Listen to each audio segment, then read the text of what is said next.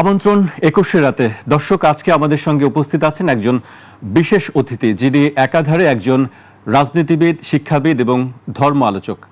তিনি ইসলামী আন্দোলন বাংলাদেশের আমির সৈয়দ মোহাম্মদ রেজাউল করিম।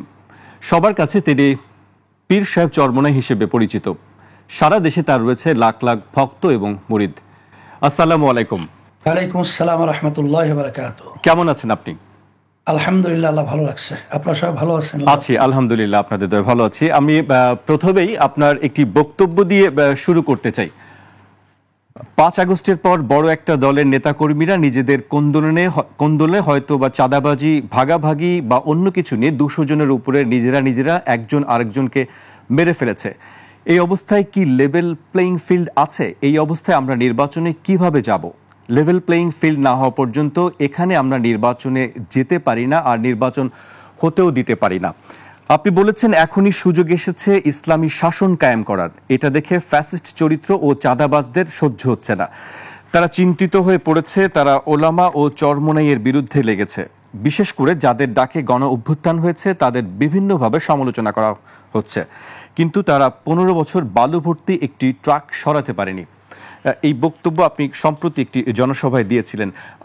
আপনার কাছে আসলে প্রশ্ন, যে এই বক্তব্য কি আসলে রাজনৈতিকভাবে বিএনপিকে চাপে ফেলার জন্য, নাকি আসলে বিএনপির সঙ্গে কোনো ধরনের রাজনৈতিক আপোষ বা সমঝোতা হতে পারে?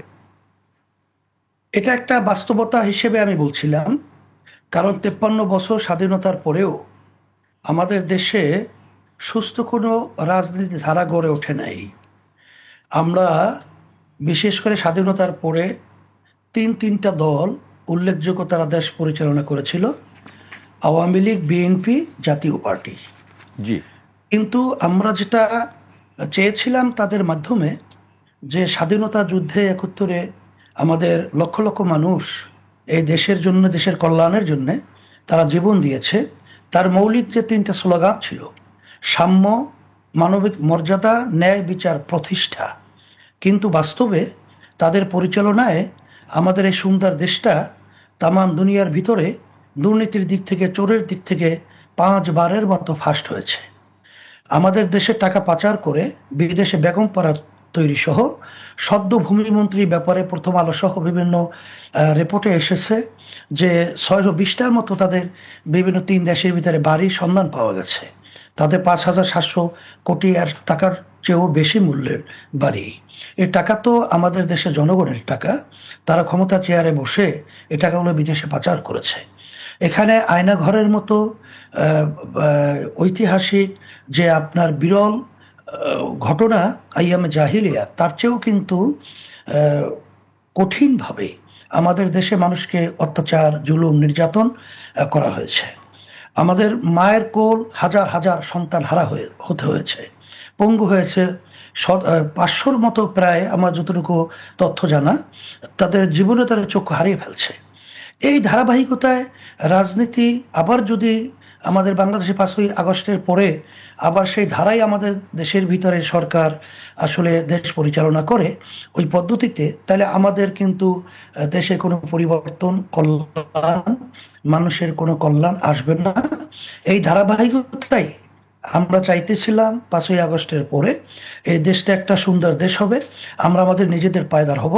আমরা কখনোই বিদেশিদের দালাল হব না এবং তাদের কথা অনুযায়ী আমরা দালালি করব না, এবং আমরা কখনোই গোলাম হিসাবে আমাদের দেশে বসবাস করব না। আর আমাদের দেশের টাকা যেন বিদেশে পাচার করতে না পারে সে ব্যাপারে আমরা সচেতন থাকব, আমরা লক্ষ্য রাখব। সেই লক্ষ্যেই আসলে বাস্তবে আমরা যেটা বক্তব্য রেখেছি, এটা বাস্তবতার আলোকেই আমরা কিন্তু এই বক্তব্যটা রেখেছি। জি, সেখানে আপনারা বলছেন যে নির্বাচন হতে দিতে পারি না। আসলে কি সেই ধরনের কোনো পরিস্থিতি কি হতে পারে? ধরুন আপনাদের আরেকটি দাবি আছে যে পিআর পদ্ধতিতে নির্বাচন হতে হবে। পিআর পদ্ধতি নির্বাচন না হলে একদল বলেছে যে তারা আন্দোলনে নামার ঘোষণা দিয়েছে, এবং আপনারা বলছেন নির্বাচন হতে দিতে পারি না। এটি আসলে কি বলবেন? আসলে কি নির্বাচন বর্জনের মতন অবস্থানে কি আপনারা যাওয়ার চিন্তা ভাবনা করছেন কিনা বা করবেন কিনা এরকম পরিস্থিতিতে? এখানে বাস্তবতা হলো 53 বছরের দেশ পদ্ধতিতে জাতীয় নির্বাচন হয়েছে।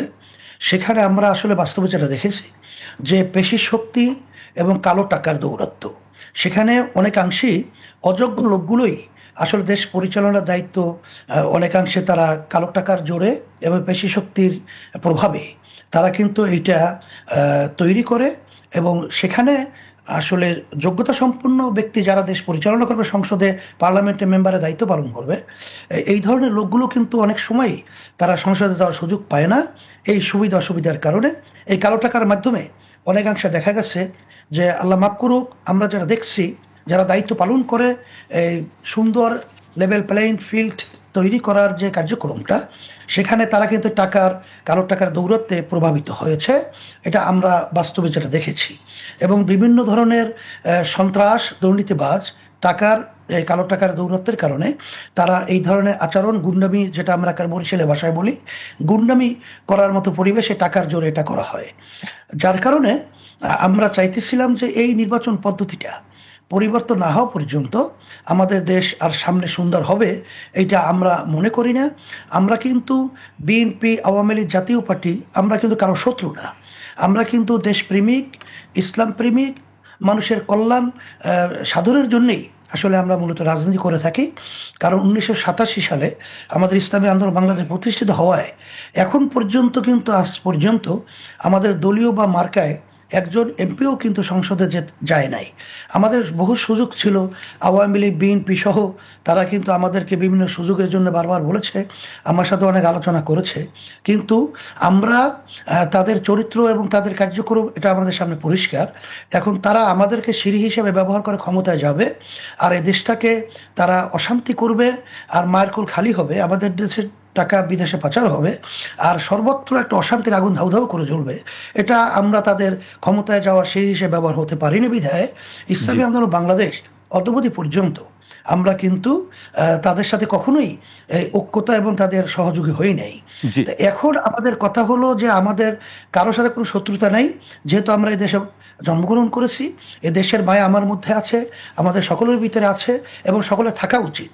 যেহেতু 53 বছরে আমরা যাদের চরিত্র দেখেছি, তারা নতুনভাবে আমাদেরকে আর সুন্দর কোনো মধু দিবে এ ধরনের আশা তাদের থেকে আমরা করতে পারি না।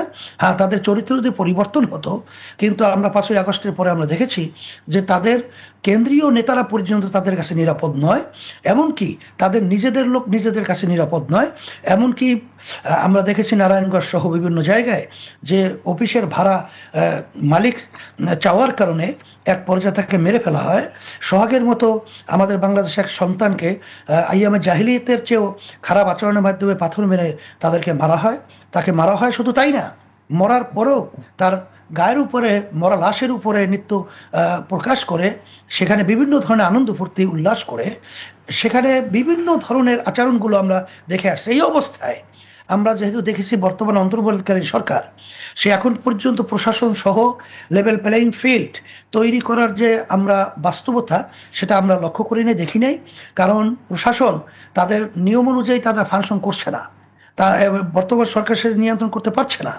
এই অবস্থায় যদি নির্বাচন হয়, সেখানে আমরা নির্বাচনে গেলে কালো টাকার দৌরত্ব এবং পেশি শক্তির ব্যবহারের মাধ্যমে আমাদের সাধারণ মানুষ সেখানে ভোট দেওয়ার মতো পরিবেশ থাকবে না। না থাকায় আমরা সেখানে আমাদের জানমাল, আমাদের সেখানে প্রার্থী থাকবে, আমাদের লোকজনের উপরে সেখানে বিভিন্ন ধরনের হত্যার মতো, আল্লাহ মাফ করুক, এই ঘটনা ঘটে যেতে পারে।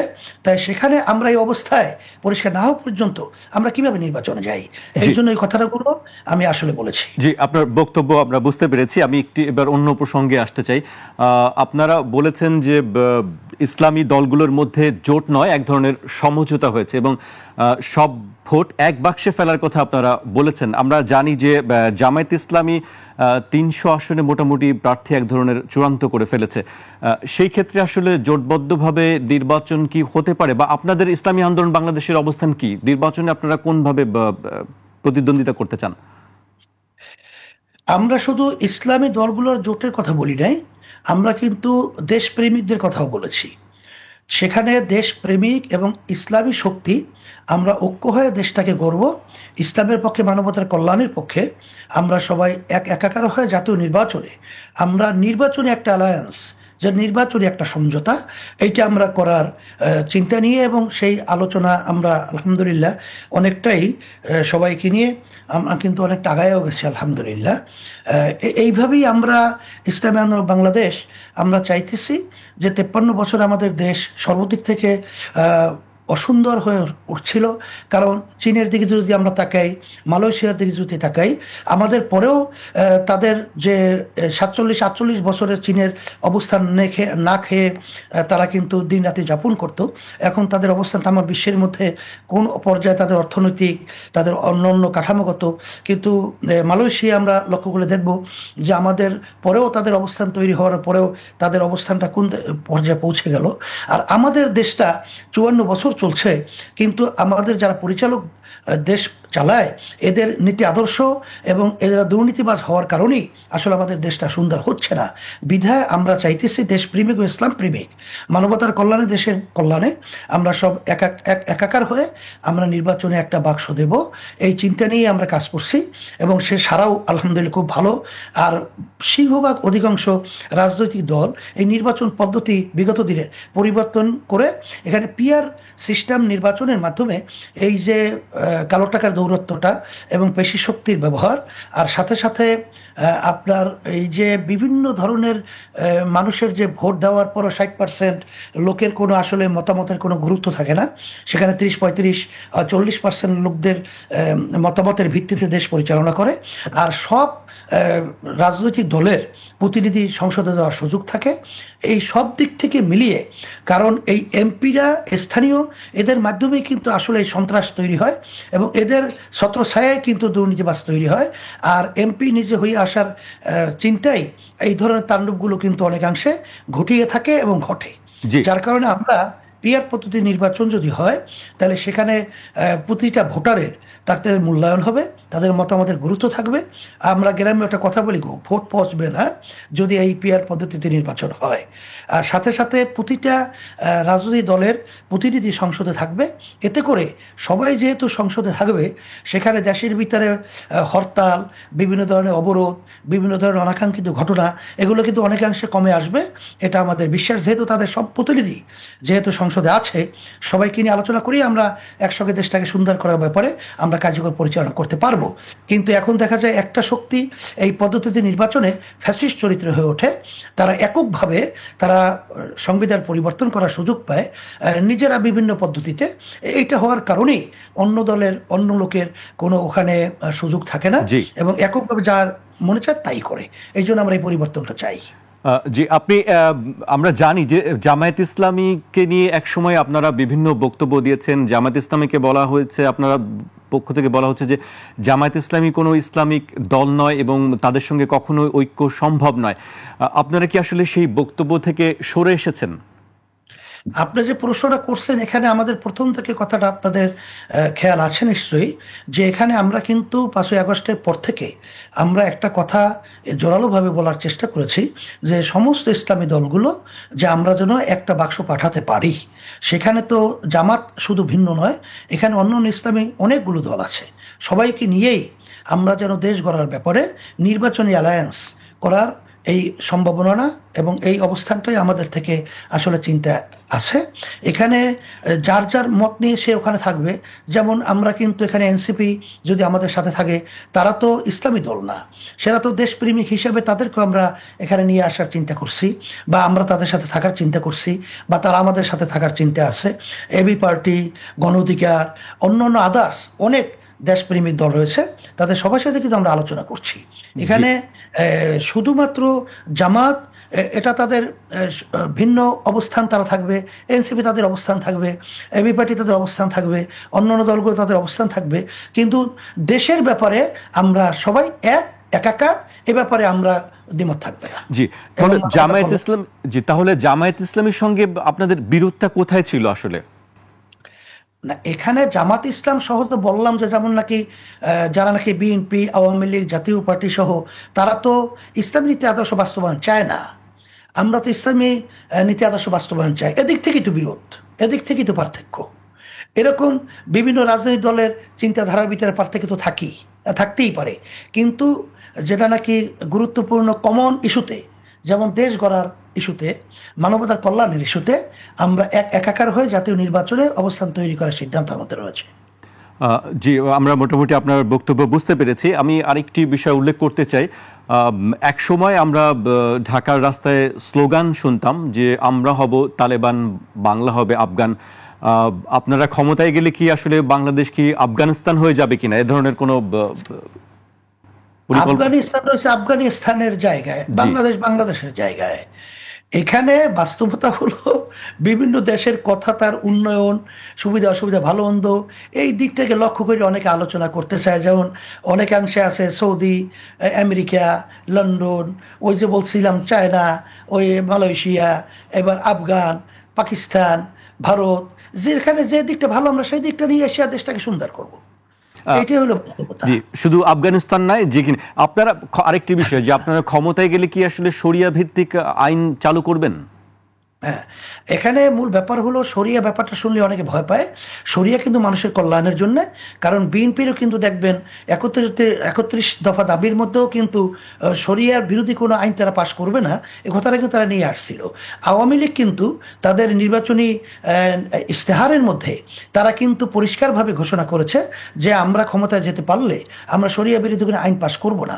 আসলে শরিয়া ব্যাপারটা আমাদের কাছে গ্রাম্য একটা প্রবাদ বাক্য রয়েছে যে চুন খাওয়ার পরে মুখ পুড়ে যাওয়ার পরে নদী দেখলে যেরকম ভয় পায়, আসলে শরিয়ত তো মানুষের কল্যাণের একটা নীতি আদর্শ। এটা আপনার পর্যালোচনা করলে দেখবেন যে এর ভিতরে কোনো ওই সুযোগ, এরকম অনিয়ম, অবিচার এটা থাকে না। বিধায় এটাকে আমরা নীতি আদর্শের দিক থেকে আমরা এই শরিয়া জিনিসটা আমরা তো অনেকে বুঝাতে পারি নাই। আসলে এটা নীতি আদর্শ। যেমন আব্রাহাম লিঙ্কন গণতন্ত্রের একটা নীতি আদর্শ, ব্রিটিশ লয়ের একটা নীতি আদর্শ, ইসলামী একটা নীতি আদর্শ। এখানে আমাদের শান্তির জন্যই তো আপনার নীতি আদর্শগুলো এখানে থ্রো করা হয়। এখানে শরিয়া নিয়ম নীতি আদর্শটা আপনারা দেখবেন আল্লাহ রাসূল সাল্লাল্লাহু আলাইহি ওয়াসাল্লাম যে নীতি আদর্শ নিয়ে আসছেন তার নাম হলো ইসলাম। এর সমষ্টিগত শরিয়াত বলা হয়। এখানে দেখবেন যে অক্সফোর্ড বিশ্ববিদ্যালয় সহ সবাই কিন্তু ওই যে বই লেখছে 100 মনীষীর নাম তারা এক জায়গায় নিয়ে আসছিল, দ্য 100 যে বইয়ের মধ্যে, সেখানে কিন্তু আল্লাহ রাসূল সাল্লাল্লাহু আলাইহি ওয়াসাল্লামের নামটা তারা এক নম্বরে নিয়ে আসতে বাধ্য হয়েছে। সেখানে বিচারীরা কিন্তু তাদের দেশ ছেড়ে শান্তির লক্ষ্যে ইসলামী নীতি আদর্শের ভিতরে বসবাস করেছে। আপনারা দেখেছেন আমরা জুন 28, 24, 25 না, আমরা যে ঢাকায় করলাম 28শে জুন, আমরা 28শে জুন করলাম, সেখানে দেখছেন হিন্দুদের মহাসচিব, সেখানে কিন্তু বৌদ্ধদের দায়িত্বশীল, সেখানে আপনার খ্রিস্টানদের দায়িত্বশীল সভাপতি, তারা কিন্তু আমাদের মঞ্চে আসছিল। তারা তো সংখ্যালঘু, অন্য জাতি। তারা আমাদের এখানে সারা দেশে তারা ঘুরে দেখছে যে আসলে নীতি আদর্শের দিক থেকে শান্তি যদি তারা পেতে চায়, থাকতে চায়, তাইলে আমাদের মাধ্যমে, আমাদের নীতি আদর্শের মাধ্যমেই শান্তি পেতে পারে। কারণ 5ই আগস্টের পরে তারা দেখেছে যে এক শ্রেণী নেমেছিল চাঁদাবাজির জন্যে, স্টেশন দখলের জন্যে, ঘাট দখলের জন্যে, আর আমরা এই নীতি আদর্শ যারা লালন করি আমরা তখন নেমেছিলাম সংখ্যালঘুদের বাড়িঘর, ইজ্জত এবং তাদের উপাসনালয় হেফাজত এবং সংরক্ষণের দায়িত্বের জন্যে, এবং আমরা রাস্তার ভিতরে মানুষের কষ্ট লাঘবের জন্যে, আমরা সেখানে কিন্তু ট্রাফিকের সিগন্যালের দায়িত্ব পালন করার জন্যে। এটা তো তারা দেখেছে। এবং স্বাধীনতা যুদ্ধের সময় হিন্দুরা সহ আমাদের বাড়িতেই কিন্তু তারা আশ্রয় নিয়েছিল, এবং ওখানে কিন্তু আব্বাজান, দাদাজান সহ তাদেরকে আপ্যায়ন এবং মেহমানদারি করেছে। এই ইতিহাস তো বাংলাদেশে দিনের মতো পরিষ্কার হয়ে আছে। যার কারণে তারা কিন্তু আমাদের স্টেজের ভিতরে এসে একাত্মতাবাদ প্রকাশ করেছিল, এবং তারা চেয়েছিল যে শান্তির একটা পরিবেশ তৈরি করতে হলে সেখানে কিন্তু পিয়ার পদ্ধতি নির্বাচন এটা অত্যন্ত প্রয়োজন, এটা আমাদের দরকার। জি, ইসলাম নিয়ে মানুষের মধ্যে একটি ভীতির সৃষ্টি করা হয়েছে, বা ইসলামোফোবিয়া বলে একটি বিষয় আছে। এই বিষয়টি আসলে কি সৃষ্টি করা হয়েছে, নাকি আসলে ইসলামী আমরা যেগুলো দেখি যে তৌহিদি জনতা নাম দিয়ে এক শ্রেণীর মানুষ আছে যারা মোরাল পুলিশিং বা পোশাক ঠিক হচ্ছে কিনা, নারীর স্বাধীনতা নিয়ে কথা বলছেন, এই সব কারণে কি আসলে ভীতির কোনো পরিবেশ তৈরি হয় কি? আসলে মূল ব্যাপারটা হলো আমাদের একটা প্রবাদ বাক্য আছে যে কোনো চোর সে কিন্তু চায় না থানায় একজন ভালো আদর্শবান ওসি আসুক। আসলে বাস্তবতা হলো এতটুকুই যে আমাদের দেশের ইতিহাস হলো দুর্নীতি, মানুষের টাকা লোপাট করা, আমাদের দেশের টাকা বিদেশে পাচার করা। আসলে বাস্তবতা হলো এতটুকু, ইসলাম এমন এক নীতি আদর্শ, এটা যদি কেউ লালন করে সেখানে মনের দিক থেকে, মানসিক দিক থেকেই এই মেন্টাল তাদের পরিবর্তন ঘটে যাবে আল্লাহর রহমতে। আপনারা কারণ যে যে পরিবেশে যে অবস্থান থাকে তার সাগরেদ কিন্তু ওই ধরনেরই হয়। তো এখানে ইসলাম এমন এক নীতি আদর্শ, এই নীতি আদর্শ মানুষ জানলে, শুনলে, বুঝলে এবং এর সাথে জড়ায় থাকলে তখন কিন্তু সবাই এই নীতি আদর্শের প্রতি তাদের মন ঝুঁকে পড়বে এবং এর মাধ্যমেই শান্তি দুনিয়াতেও এবং আখেরাতেও মুক্তি। এর বাইরে কোনো আসলে কোনো গাইডলাইন এটা সৃষ্টিকর্তা দেয় নাইও। জি, এ পর্যায়ে আমাকে একটি বিরতিতে যেতে হচ্ছে। দর্শক, একটি বিরতি নিচ্ছি, বিরতির পর আবারও ফিরবে 21 রাতে, আমাদের সঙ্গেই থাকুন।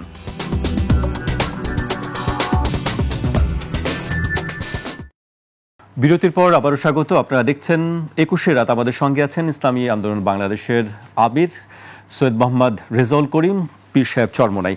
বিরতিতে যাবার আগে আমরা বেশ কিছু বিষয় নিয়ে আলাপ করছিলাম। আপনি জনসভার কথাটি যেহেতু তুলেছেন যে জুনের 28 তারিখে জনসভা করেছেন, আমি জনসভা নিয়ে একটি বিষয়ে আলোচনা করতে চাই যে এই ধরনের জনসমাবেশ করতে আসলে একটি খরচ আছে, বড় ধরনের একটি অর্থের প্রয়োজন হয়। এই খরচ আসলে আপনারা কিভাবে সংগ্রহ করেন? এটা তো আপনারা দেখেছেন যে আমরা তো এই নীতি আদর্শ বাস্তবায়নের জন্য আমরা কিন্তু দেশ এবং ইসলাম এবং মানবতার কল্যাণের জন্য আমাদের কার্যক্রম রাজনীতিভাবে চলছে। সেখানে আমরা এই নীতি আদর্শ বাস্তবায়নের জন্য আমরা যখন সর্বত্র মানুষকে বলি, দাওয়াত দেই এবং সেখানে জনসভা করার জন্য আমরা যখন নাকি মানুষকে জানাই, তখন তাদের নিজেদের খরচই তারা এখানে তারা উদ্বেগ উদ্দীপনা নিয়েই এবং তারা ফুর্তি সহকারী আমাদের সমাবেশে তারা যোগদান করে এবং নিজেদের খাওয়া নিজেরা খেয়ে এবং নিজেদের পকেটে পয়সা খরচ করে তারা এখানে উপস্থিত হয়। এইটাই হলো বাস্তবতা। আর এইভাবেই আমাদের কার্যক্রমগুলো আলহামদুলিল্লাহ চলছে। আর আমাদের সংগঠনগুলো আমাদের দায়িত্বশীলদের এবং নেতাকর্মীদের একটা সংগঠন পরিচালনার জন্য একটা সহযোগিতার জন্য তাদেরকে বলা থাকে। তারা তাদের সাধ্য অনুযায়ী যতটুকু যে পারে 10 টাকা হতে শুরু করে যা পারে তারা সেটা সহযোগিতার মাধ্যমেই আলহামদুলিল্লাহ আমাদের সংগঠন এইভাবে পরিচালনা হচ্ছে। কারণ এই দায়িত্বটা শুধু আমার না, এই দায়িত্বটা তো শুধু আমাদের দায়িত্বশীলদের না, এই দেশ সুন্দর করার দায়িত্বটা আমাদের সকলের রয়েছে। বিধায় এখানে সম্পৃক্ত সবারই থাকা এটা জরুরি। এমনকি আপনাদের সাংবাদিক আমার বন্ধুরা যারা আছেন সবারই কিন্তু এই দেশ সুন্দর করার ব্যাপারে সবার সহযোগিতায় যেটা ভালো হয় এটা সহযোগিতা আমাদের সবার থাকা, এটাই কিন্তু নিয়ম এবং আল্লাহর এটা হুকুম। সবার আলাদা আলাদা খরচে কি এত বড় একটি অনুষ্ঠান করা সম্ভব হয়? আসলে আমরা একটু জানতে চাই যে আসলে কত খরচ হয় আসলে এই ধরনের বড় একটি প্রোগ্রাম করতে গেলে। আমাদের বলা কঠিন, কারণ আসলে কত কি খরচ হয় এটা তো আমাদের বলা বড় কঠিন। কারণ এখানে তো আমাদের যেটা আমাদের যে জনসভায় মহাসমাবেশে যে লোক আসছিল তাতে কি পরিমাণ লোক আসছিল সেটা তো আমাদের পুরোপুরি জেহেনে সংখ্যাটা নাই। তবে 10 লক্ষের উপরে এরকম একটা বিভিন্ন যারা নাকি এটা নিয়ে করছে, জরিপ করছে, তারা এইভাবে মন্তব্য করছে বিধায় এটা বলছি। কিন্তু আসলে বাস্তবতা আমি পুরো বলতে পারবো না। তবে এই লোকগুলো তাদের কিভাবে নিজেদের পকেটে পয়সা খরচ কি পরিমাণ করছে, কিভাবে করছে, এই হিসাবটা তো আমাদের রাখা সম্ভব না। বিদায় এই সংখ্যাটা তো বলা কোনো ক্রমে সম্ভব না। জি হুজুর, বুঝতে পেরেছি আপনার বক্তব্য। আমি এবার একটু অন্য প্রসঙ্গে আসতে চাই। আপনার নারী সংস্কার কমিশন নিয়ে সমালোচনা করেছিলেন। 28 জুনের যে জনসভা ছিল সেখানে সব দল মিলে বলেছিলেন যে কমিশন গঠন করা হয়েছে সেই কমিশনের রিপোর্টটি বাতিল করতে হবে, সেই দাবি আপনারা জানিয়েছিলেন এবং তারপর আমরা দেখেছি যে সেই কমিশনের মেয়াদ আরো বাড়ানো হয়েছে। এ বিষয়ে আসলে আপনাদের বক্তব্য কি? আসলে মূল ব্যাপার হলো এইটা আমরা বলবো যে এটা দেশকে অসুন্দর করারই একটা নীল নকশা আমি বলবো। কারণ নারীরা, আপনি দেখবেন আমরা যখন নির্বাচন ইসলামের পক্ষে আমরা ভোট চাওয়ার জন্য বাক্স পাঠাই, সেখানে কিন্তু আমার যতটুকু জরিপ আছে সেখান থেকে নারীরাই কিন্তু ইসলামের পক্ষে বেশি মতামত প্রকাশ করে। কিন্তু এক শ্রেণীর নারীদের অধিকারের নামে আর আসলে তারা কিন্তু পরিবেশকে অসুন্দর করার জন্যে তারা কিন্তু বিভিন্ন প্রক্রিয়ায় তারা কিন্তু কার্যক্রম পরিচালনা করে থাকে। তারা যে প্রস্তাবগুলো নারীদের স্বাধীনতার ব্যাপারে, তাদের বাস্তবায়নের ব্যাপারে তারা যে দিয়েছে, এটা আমরা একটা রিপোর্ট তৈরি করে কিন্তু আমরা কমিশনেও জমা দিয়েছি। সেখানে কমিশনটা আপনি সুযোগ হলে দেখে নেবেন, যেটা কিন্তু দেশদ্রোহী এবং মানবতা বিরোধী। এটা শুধুমাত্র ব্যক্তি নারী স্বাধীনতা হরণ করছে তাই না, এটা দেশের স্বাধীনতা বিপন্ন হওয়ার পথে। এবং সেখানে কিন্তু মানবতা বিরোধী এই ধরনের কিন্তু প্রস্তাবগুলো তারা নিয়ে আসছিল। কোন কোন জায়গায় কিভাবে, এটা আমরা বড় আকারে, এটা আমরা কিন্তু বই আকারে নারী কমিশন সহ আমরা কিন্তু সরকারের কাছে আমরা পাঠিয়েছি। জি এটা আপনারা দেখে পর্যালোচনা করে দেখতে পারবেন যে কিসের জন্য আমরা এই আপত্তিটা জানিয়েছি। জি এটা আপনাকে অনুরোধ থাকলো, আপনাদের অনুরোধ থাকলো, এটা আমরা দেখে নিয়ে যে কিসের জন্য আমরা এটা বলছি। জি নারীর পোশাক নিয়ে এক ধরনের আলোচনা আছে, নারী কি পোশাক পরতে পারবে কি পরতে পারবে না, ধর্মীয় অনুশাসন কিভাবে সে মেনে চলবে, সে ধরনের কি আপনাদের দলের পক্ষ থেকে কোনো বিধিনিষেধ আরোপ করা আছে, বা নারী কিভাবে চলাফেরা করবে স্বাধীনতা সেটি কি আসলে নির্ধারণ করে দিবে কেউ? মূল ব্যাপার হলো, যেমন নাকি পাশ্চাত্য দেশগুলো তারা নারীরা এবং পুরুষরা যেভাবে চলাফেরা করে, এমন কিছু জায়গাও তো আছে তারা ল্যাংটা হয়ে থাকে, ল্যাংটা অবস্থায় তারা চলাফেরা করে। কিন্তু ইসলাম ও নীতি আদর্শের মধ্যে আমরা মানুষ, আমরা তো পশু না। আমাদের চলাফেরার ভিতরেও কিন্তু একটা শালীনতা, একটা নিয়মতান্ত্রিকতা এটা আছে, থাকবেই। আমরা দেখছি সেদিনকার আমাদের একটা ছেলে দায়িত্বশীল, সে আমাদের ইউনিভার্সিটি মালয়েশিয়ায় পড়ে, সেখানে আমাদের ওই ছেলেটা এই ইসলামী নীতি আদর্শের যে পোশাকটা সে পছন্দ করছে, সে ওইটা পরে দেখা যায় যে অনেকেই এটাকে সাধুবাদ জানায় এবং তার কাছে ভালো লাগছে। এটা হলো নিজের ব্যক্তিগত, আমাদের ধর্মীয় একটা নিয়ম নীতি পোশাকাদির ব্যাপারেও আছে, ছিল, এবং এটার মাধ্যমে মানুষের সম্মান বাড়ে, কমে না। জি আপনারা ক্ষমতায় গেলে সেটি কি হবে, মানে সেই কোন ধরনের, মানে আপনাকে এই ক্ষেত্রে শরিয়া আইনে যেভাবে বলা আছে সেভাবেই নারীকে চলতে হবে, সেরকম কোনো নির্দেশনা কি আপনাদের পক্ষ থেকে থাকবে? ব্যাপারটা হলো, এখানে জোর করে কাকেও পোশাক পরানো, অমুক করানো, এটা আমাদের দায়িত্ব কর্তব্য না। আমাদের দায়িত্ব কর্তব্য হলো আমরা নীতি আদর্শটাকে বলে দেওয়া। এখানে এটা কে মানবে কে মানবে না এটা হলো তার ব্যক্তিগত ব্যাপার। এই জন্যই আমাদের দেখবেন ওলামায়ে কেরাম আলোচনার পরে বলে, আমা আলাইনা ইল্লাল বালাগ, আমাদের দায়িত্ব হলো তোমাদের কাছে পৌঁছানো। এটা তোমরা কে মানবা কি মানবা না, এ দায়িত্ব কিন্তু আল্লাহ আমাদেরকে দেয় নাই, আল্লাহ রসুলকেও আল্লাহ দেয় নাই। কারণ আল্লাহ রাব্বুল আলামিন বলছে, রসুল আপনাকে আমি পাঠিয়েছি শুধু দায়িত্ব পৌঁছানো, আপনি জোর করে তাদেরকে মানাবেন এ দায়িত্ব আপনার না। জি তাহলে এখানে আপনাদের পক্ষ থেকে কোনো জবরদস্তির কোনো বিষয় নেই? দেখার জবরদস্তের কোনো বিষয় এখানে নেই। জি আমি আরেকটি বিষয় আমি আপনাকে কাছে জানতে চাই, যেটি হচ্ছে যে একটি বিষয় তো আপনি জানেন যে পাকিস্তানের দুজন মন্ত্রীর বাংলাদেশ সফরের কথা আছে, সেই সফর নিয়ে বেশ আলোচনা হচ্ছে। কেউ কেউ বলছেন, রাজনীতি বিশ্লেষক যারা আছেন তারা বলছেন যে এই সফরে বাংলাদেশের উচিত হবে যে গণহত্যার ৭১-এর যে গণহত্যা, সেই গণহত্যার জন্য পাকিস্তানের কাছে ক্ষমা চাওয়া এবং ক্ষতিপূরণ দাবি করার বিষয়টি থাকবে। আপনি কি মনে করেন, আসলে কি পাকিস্তানের কি ক্ষমা চাওয়া উচিত বা ক্ষতিপূরণ দেওয়ার বিষয়টি, আপনার বক্তব্য কি? আসলে মূল ব্যাপারে পাকিস্তান তো এ ব্যাপারে আরো কয়েকবার রাষ্ট্রীয়ভাবে তারা ক্ষমা চেয়েছে এবং তারা অনুতপ্ত হয়েছে। পাকিস্তান রাষ্ট্রীয়ভাবে ক্ষমা চেয়েছে আপনি বলছেন? হ্যাঁ, এটা তো আমি একেবারে শুনছি, এটা আমি এটাই জানি। আমাদের কাছে এরকম কোনো তথ্য নেই যে রাষ্ট্রীয়ভাবে পাকিস্তান ক্ষমা চেয়েছে, এরকম কোনো কথা আমরা শুনিনি।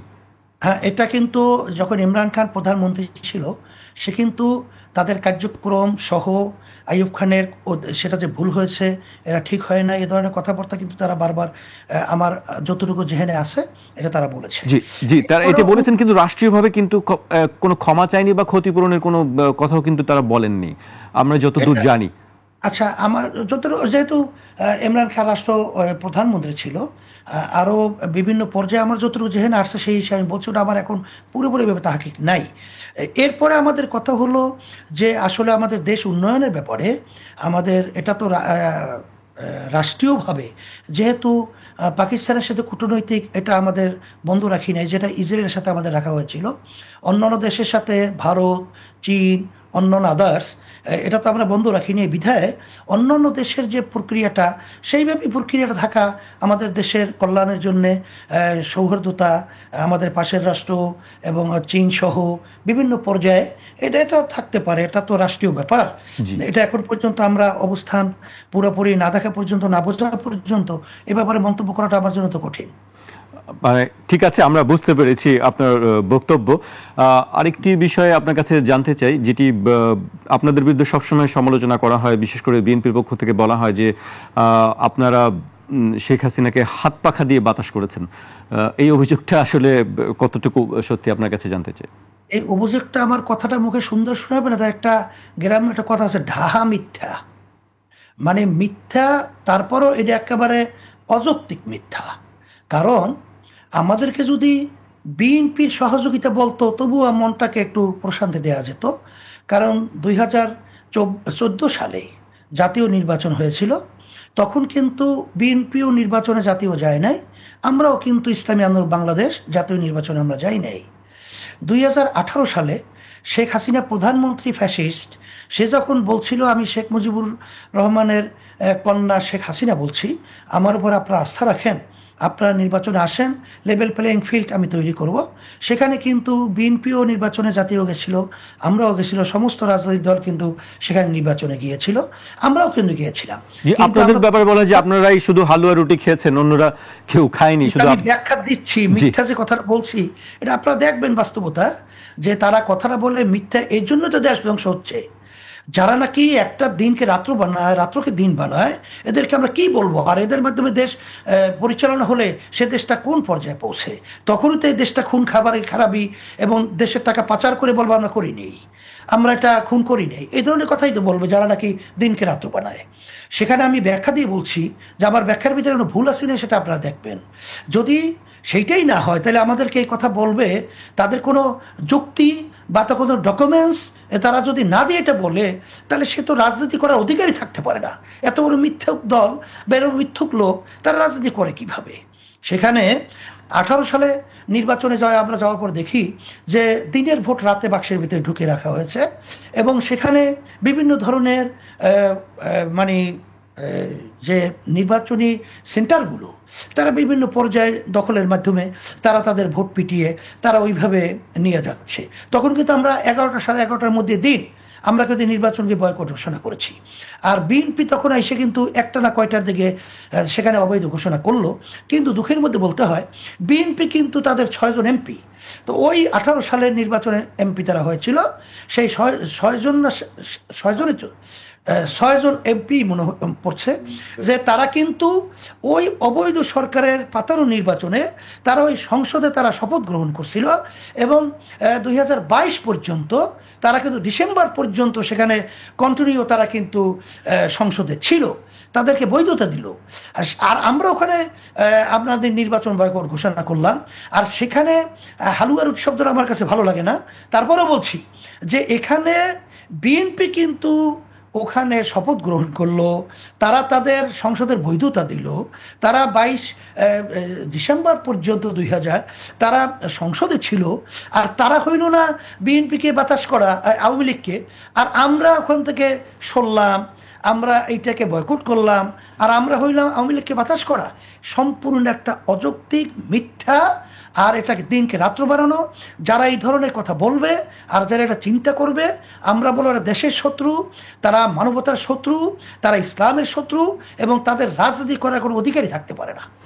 জি, আমার আরেকটি প্রশ্ন আছে, যেটি আপনি নিশ্চয়ই সেই বক্তব্যটি শুনেছেন বা পড়েছেন। সম্প্রতি বিএনপি মহাসচিব মির্জা ফখরুল ইসলাম আলমগীর বলেছেন যে দেশে ডানপন্থী বা ইসলামী বা দক্ষিণপন্থী একটি শক্তির উত্থান ঘটেছে, সেই ঘটনাটি তিনি বলেছেন যেটি উদ্বেগের বিষয়।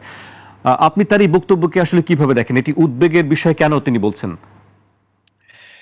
মূল ব্যাপারটা হলো, বিএনপি কিন্তু ইসলামের মূল্যবোধ এই শব্দটা ব্যবহার করে আসছে। এখন ব্যাপারটা হলো যে বর্তমানে তো আওয়ামী লীগের কার্যক্রমটা স্থগিত আছে। আসলে এই মূল্যবোধ দেখিয়ে আওয়ামী লীগের বাহিরে তারা ইসলামী দলগুলোকে তারা একত্রিত করে তারা বারবার ক্ষমতায় যাওয়ার একটা সুন্দর পরিবেশ পেত। আসলে তাদের ভিতরের যে অবস্থানটা এখন সেটা প্রকাশ হয়েছে বা প্রকাশ পেয়েছে। তা মির্জা ফখরুল সাহেব বক্তব্য শুনে আমি হতভম্ব। আমরা এটা আগে পরে যতটুকু জানছি বা আছি, এখন বক্তব্যের পরে তো পুরোটাই জানতে পেরেছি যে তারা ভারত সহ আওয়ামী লীগকে বোঝাবার চেষ্টা করেছে যে আমাদেরকে এভাবে দমন পীড়ন করেন না, তাহলে কিন্তু দক্ষিণপন্থা অথবা আপনার ইসলামী দলগুলো উত্থান ঘটবে, ফিরাতে পারবেন না, তাই ঘটে গেছে। এটা তার খুব দুঃখ এবং তার খুব আফসোস। তো এখানে ইসলামপন্থী দলগুলো যেন মাথা উঁচু করতে দাঁড়াতে না পারে, এটা তাদের চিন্তা ভিতরে আগে থেকেই ছিল, এটা এখন প্রকাশ পেয়েছে। এই জন্য আমরা ইসলামী আন্দোলন বাংলাদেশ আমাদের কেউ রাগ করুক আর গোসা করুক, আমরা কিন্তু আগেই জানতাম যে আসলে এরা কিন্তু ইসলামের পক্ষে আসলে কোনো কার্যক্রম পরিচালনা করবে না, আমাদেরকে স্বার্থের জন্য ব্যবহার করছে। আমি সমস্ত ইসলামী রাজনৈতিক দল এবং সবাই ইসলাম মনা দেশপ্রেমিক আমি আমার ভাইদেরকে এবং রাজনৈতিক দলদেরকে বলবো যে এদের অবস্থানটা তো এখন পরিষ্কার তারা ব্যক্ত করেছে। এরপরেও তাদের সাথে একাত্রিত হয়ে আবার নির্বাচন করাটা, এটা ইসলাম দেশ মানবতার কল্যাণের ব্যাপারে এটা আমি পরিষ্কার বলতে পারি না, এবং তাদের সাথে থাকাটা কোনো যৌক্তিক এটা আমি বলতে পারি না। আমরা এখন দেশ গড়ার ব্যাপারে আমরা সবাই দেশপ্রেমিকরা একত্রিত হয়ে একটা অবস্থান তৈরি করার ব্যাপারে আমি সকলকে তাতে আহ্বান জানাচ্ছি। জি হুজুর, আপনার কাছে আমার সর্বশেষ প্রশ্ন, আপনারা যদি সামনে ক্ষমতায় আসেন বা দেশ পরিচালনা করার সুযোগ পান, সেক্ষেত্রে আসলে আপনাদের শাসন ব্যবস্থা বা সমাজ ব্যবস্থা এটি কি হবে, কেমন হবে, কেমন বাংলাদেশের স্বপ্ন আপনারা দেখেন? এখন বাংলাদেশ অবস্থানটা কেমন হবে, তবে এতটুকুই বলি যে আল্লাহর রহমতে আমরা একটা কল্যাণ রাষ্ট্র প্রতিষ্ঠা করতে পারবো ইনশাল্লাহ। সেটি কিভাবে? সেটি কি ইসলামী আইন বাস্তবায়নের মাধ্যমে, নাকি যে প্রচলিত যে আইনগুলো আছে সেইগুলোই থাকবে? প্রচলিত ইসলাম সব আদার্স মিলেমিশে যার দ্বারা দেশের কল্যাণ হবে সেভাবে আমরা করবো ইনশাল্লাহ। জি, আমরা আজকে একেবারে শেষ পর্যায়ে চলে এসেছি। আমাদেরকে সময় দেওয়ার জন্য আপনাকে অনেক ধন্যবাদ। নিশ্চয়ই আবার অন্য কোনো সময় আপনার সঙ্গে বিভিন্ন বিষয় নিয়ে আলোচনা হবে। আপনাদের সকলকে একুশে টিভিকে আমরা ধন্যবাদ জানাচ্ছি, এবং যারা শুনতেছিলেন আমাদের ভুল ত্রুটি আমরা ক্ষমা দৃষ্টিতে দেখার জন্য বলছি। আমাদের চিন্তার আলোকে আমরা কথা বলছি। আমরা কিন্তু দেশ এবং মানবতা ইসলামের পক্ষে কল্যাণেই আমরা রাজনীতি করি এবং সেভাবে কথা বলছি। ভুল হতে পারে, সকলকে ভালো থাকার রেখে দেশ সুন্দর হওয়ার ব্যাপারে আমি আল্লাহর কাছে দোয়া করে আমি আপনাদের সকল কুশল কামনা করে আলোচনা শেষ করছি। আলহামদুলিল্লাহ। জি, আপনাকে আবারও ধন্যবাদ জানাচ্ছি। আবার একুশে টেলিভিশনের পক্ষ থেকেও আপনাকে ধন্যবাদ জানাচ্ছি। আপনি ভালো থাকবেন, নিশ্চয়ই আবার আপনার সঙ্গে কথা হবে। দর্শক, আজ এখানেই শেষ করছে। কাল আবার দেখা হবে রাত 12টায়। আপনারা সবাই সুস্থ থাকুন, নিরাপদে থাকুন, আর একুশের সঙ্গে থাকুন।